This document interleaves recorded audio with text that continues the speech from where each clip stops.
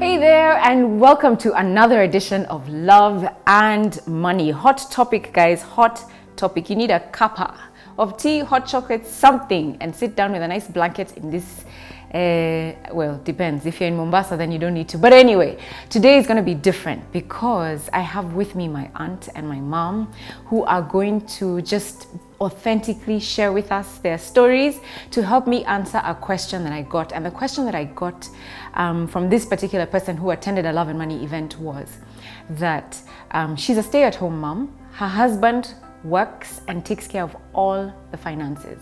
She has no idea whether they have, what kind of assets they have, whether they're in debt or not. But she's provided for, she's comfortable, she's happy. And so she's like, I feel like I need to be a bit more involved, but I don't even know how to. It's been 10 years of marriage.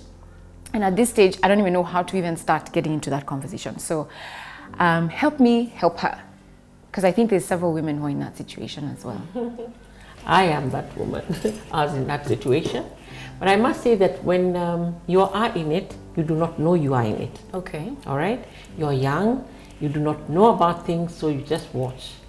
Like I said, I always say, you don't get a pamphlet saying you how to be a good wife or how to be a good. So you work with, you wait and you learn every day. And mostly when you get married young, you do not question so much, because if, like you're saying, the lady has her husband doing everything for her, what else do you want? If he's shopping, he's doing everything, buying everything, why are you complaining? Well, so here's the thing. I mean, he could die tomorrow, right? Yeah. You have no idea what bills are paid, how they're paid, where the money comes from, what the bank account is, which bank we have our money in. And so if you're in that situation and your husband dies, and then? So that's really my issue there.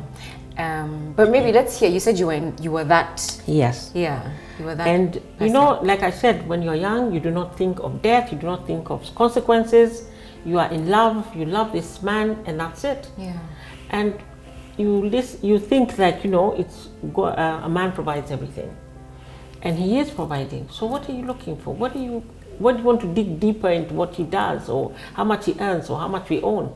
So you're relaxed. This man loves you. He buys you everything you want, everything you want, whatever he'll buy you. So you don't see the need of getting into the wagon together with him and working things out. And you were not curious when it was your situation? For me, it was difficult, because if I asked for something, he would shut me up by hitting me. Yeah? And, you know, like to scare me, like, you know, never to ask that again. I always used to get into trouble, because I say, what's that, and I'll get into trouble. So, there is no perfect way of why I did what I did, because I knew that this is it. This is the way things are. He's a wonderful man. What else do you want? But he's a wonderful man. Yes. But he was hitting you. Yeah. She deserved it, so she thinks. To come back to even that question, one of the things I'm thinking to myself, how beautiful it is when a man provides fully for a woman. I mean, you don't need to work. You're provided for in every way. I think that's one thing I really missed as a young woman, to be provided for fully. I mean, you can sleep, drink, and just enjoy life, and everything comes your way. Yes. And you're looking at a woman who enjoyed it that way. Auntie Alice had whatever she needed. Her husband provided. And I never forget that I always came home and said to my husband, excuse me? Why can't you be like George? I mean, really? Wake up! And he bought me a plaque, which I still have to this day. I'll show you just now. The grass next door may look greener, but it's just as hard to cut. Yeah. Now, one thing I do know is that it's marvelous to be provided for.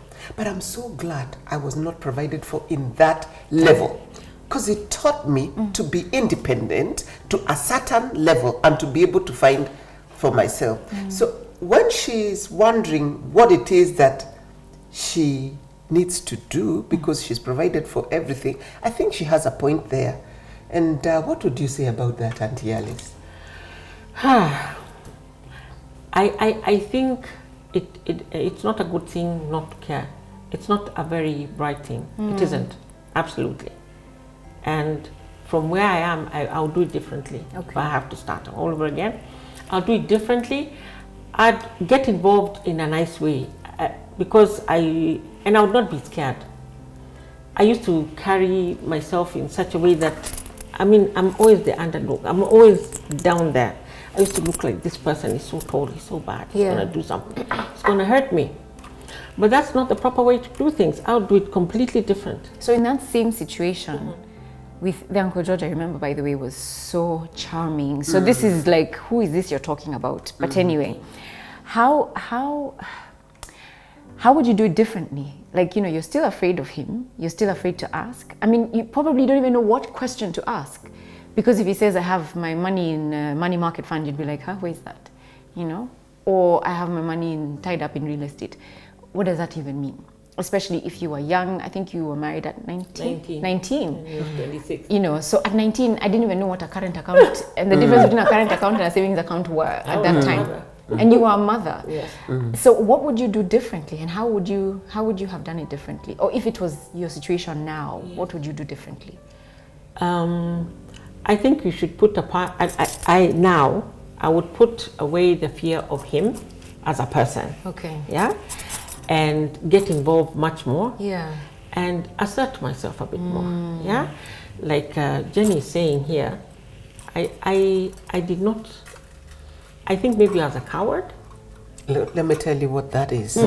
That is a low self-esteem, and many women suffer that. As a young woman, you are not sure of who you are. You're still searching for your identity. And so you've got this macho man who knows everything, you see. So she says she's afraid of him because he was like a daddy figure, the smart man, the one who knows everything about investments, what needs to be bought, what needs to happen, how children are raised, and you are just a receiver or a recipient. And so it's not that there's anything wrong with that. It's just that you had not grown up, Auntie Alice. You were still a young woman who had not found herself. So when you say you'd have more courage, I get this. That now that you know who you are and you're confident, you would be able to be a bit of an equal partner. That's what I see.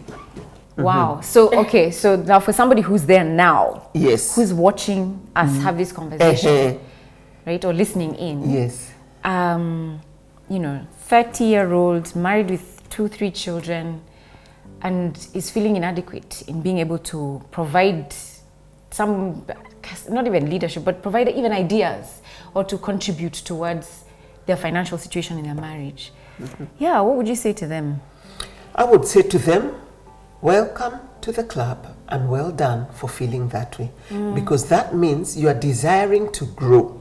You desire to be a co-partaker in this relationship. You are desiring to make a difference in the union of marriage. And you're desiring to be a partner just as God had intended. That it's not good for a man to be alone. I will give him a suitable companion who will support. And that's what you're looking for. Not just a passive supporter, but an active supporter. And so when you feel that way, I think it's the beginning of a journey. And that journey, first and foremost, you need to be able to ask yourself, who am I? Where do I want to go? And how do I want to go with it? Now, when it comes to finances, it's rather a very emotional topic. And that's why Auntie Ali says, whenever she asked, where did you get that money, or what do we do here with money? It's shut up. I mean, who are you to ask those questions? So if this lady asking the question has not been hindered to entering into that zone, then she can welcome herself in. Nobody has told you not to. You just see yourself as one who should not be participating. When I hear Auntie Ali say that when she asked the question, she either got a slap or was ignored, it tells me that she had not yet acquired a level of maturity to have the wisdom of engaging with somebody. It's a question of engaging without threatening the other person, so that together, can we talk about this? At that level, all they want to talk about is drinking, love, and honey. So when do you bring finances, you burst the bubble. So what are you? So Yeah. you only want romance. Let's Okay. talk about money. So you, except for her situation, it was different, right? Because this particular example I've given with a question, she's a stay-home mom, but you were not a stay-home mom. I was not a stay-home mom. You worked. I used to work. Yeah. But I used to give all the money to him. Everything. All my money, everything. You even ran a business. He opened a shop for you sometime. And I would not even touch a cent from the shop. He'd come and collect the money and put it in the bank. And if he didn't put it in the bank, I'd just keep quiet. Question is, who stopped you from paying yourself? How would I pay myself? We have to discuss it. No, I know that. Question is, you put all the money in the bank, Yes. and he was the sole signatory, He was a sole signatory. Yes. and you got no salary, No. and you got no allowance. Nothing. What stopped that? Everybody, has to earn for what their hands do. But she was provided for. Yeah. So if she needed anything, the shopping was done, you Yes. said? Yes. He used to come and do my hair. Wait with me when I do my hair. And he pays everything. So it is that comfort zone. My man is giving me all that. Did that switch at some point? Oh, yes. Oh, yes. And how did that look? Not very nice. So you felt like, look, I need a bit of flexibility here with decisions? Or yes. what was it that switched? Yes. Yeah. I said, why can't you give me the money Yeah. at the end of the month so that I can put it into my hair, I Yeah. can put it in whatever, and even something for the house or whatever. And I was asked, who has been advising you? Wow.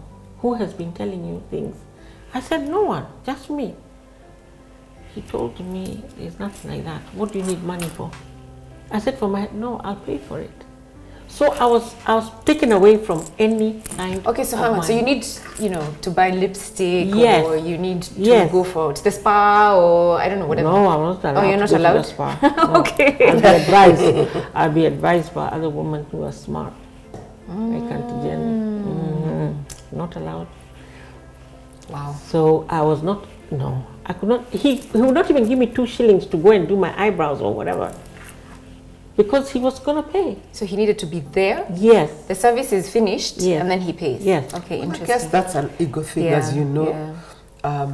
It's an ego thing because at the end of the day, it's about power and control. Yeah. And when you don't allow not only a wife, but even a child, someone else to have a level of independence, it means that you are really controlling them. But the thing about it, I must admit, is that you enjoyed every bit of it. Yes.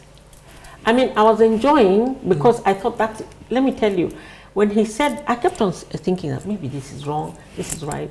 So when you talk about it, and he thumbs you back down, then you wake up and you wonder, what am I even Yes, complaining what am I complaining about? He's coming, he's paying, so what do I need money for? That is this, like Auntie Jen is saying, I was not mature enough to think or even to be bold enough to be, aggressive about whatever I asked. It was like, fine, man, this is good. It's a Yeah. good life, man. My husband is wonderful. Wow. Well, he was wonderful. He if you was. ask me. He was wonderful. He did everything right. Yeah. But that's where the question comes as you grow older. I know there are many women that don't work today, and the reason that they are not working is because their husband doesn't want them to. Yeah. I also know that Auntie Alice was in a good job, and one day the husband said, I want you out of the job. For me, my job was everything. So for her to resign was like, have you really thought about this? Do you really want to do this? Because it gives you a level of independence. It does, yeah. And it also gives you the money at the end of the day. But, well, George says I need to quit, so I need to quit. It's not for whether or, it's a directive, so to speak. Yes. And the directive seems a directive of concern and care. And so I think there was no suspicion about it. But after quitting your job, I've never seen you so miserable. Thank you. Really? It was horrible. So for me, my take home is first, don't get married at 19. Oh, Like, my goodness, you know nothing. Nothing. Yeah. Yes. You have Nothing. no confidence. You don't even know who you No, are. I So you have thank no you. business getting married You at have 19. you don't No know who way. you are. I'll tell to say, please, to say, oh my God, don't even think about it. Yeah. Secondly, so I think from 25 up is okay. Yeah. maybe 24 I at think the minimum, least. at the yeah. Yes. And then it's an issue of equipping yourself. So maybe you're 20 and you got married already. So it's about educating yourself and equipping yourself with the knowledge to be able to contribute from a point of knowledge. Yes. You know, in your relationship, in Exactly. every aspect, right? Whether it's a kid's education, whether it's finances, whether it's whatever it is, yeah? How can you be a contributor when you don't even know? When you don't know, yeah, you can't. So you can't. Yeah. And then when choosing your partner, yeah, that's interesting that you were afraid of him because he knew everything. Yeah. He was confident, he was Street old. How much wise. older was he? 7 years. Or 7 years older. Yeah. For a 19, that's a bit. That's a bit yeah. of an age Yeah, difference. so that's he was 26. At 30 is okay, but at 19, Yeah. it's 7 years is a long time. It's a long It's time. a big Yeah. age gap. Okay, so maybe what we'll do is get another filling of our drinks. Oh, sure. And I then need I have another one. question. So as we take a short break, I will come back with a different question that I personally have. See you guys and subscribe if you haven't. God bless you. Bye.